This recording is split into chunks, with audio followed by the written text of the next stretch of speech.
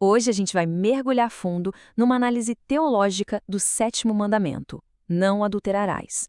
O objetivo aqui é entender o que ele realmente significa para além do óbvio. Para começar, o material que a gente está analisando joga uma pergunta bem provocadora no ar. Já parou para pensar como seria o mundo, como seria a nossa vida, se essa regra fosse simplesmente ignorada por todo mundo? Tá aí o mandamento. Simples, direto.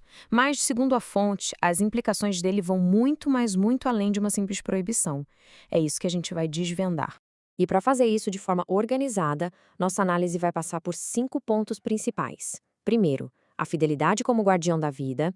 Depois, o que significa ir além da infidelidade, as consequências para a sociedade, a ideia de que tudo começa no coração e, por fim, vigilância, fuga e perdão. Então, vamos começar pelo começo, pela ideia central que o texto apresenta. O papel que a fidelidade tem na própria sustentação da vida. A grande ideia aqui é que a fidelidade não é só uma questão de virtude pessoal, sabe? Ela é apresentada como a base, o alicerce para a estabilidade da família, da sociedade e, claro, para a felicidade. Tudo dentro do que seria o plano original de Deus. E por que isso? Porque, de acordo com essa análise, o casamento é visto como aquele lugar sagrado, projetado por Deus para o florescimento da vida. Por isso, a proteção dessa instituição se torna absolutamente primordial.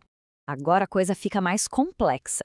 A gente vai ver como a fonte expande o conceito de adultério para algo muito mais amplo do que só um ato de traição no casamento.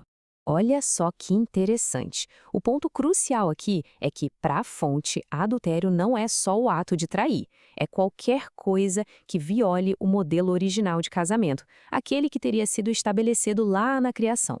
E para sustentar essa ideia, o texto vai direto na fonte, lá em Gênesis.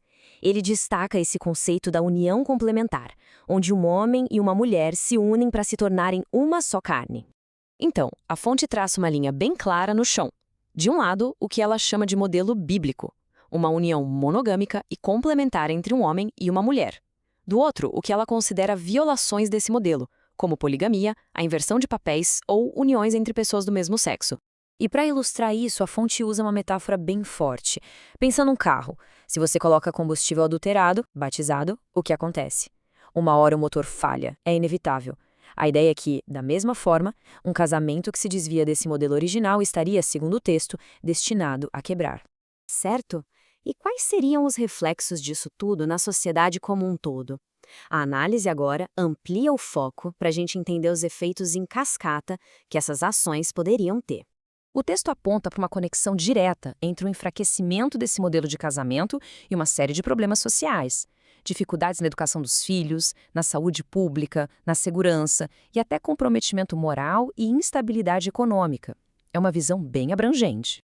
E tem mais. O argumento é que quando o adultério se torna algo normal, aceitável, isso acaba abrindo portas para uma cultura maior, onde a pornografia e o sexo fora do casamento também são vistos como algo comum.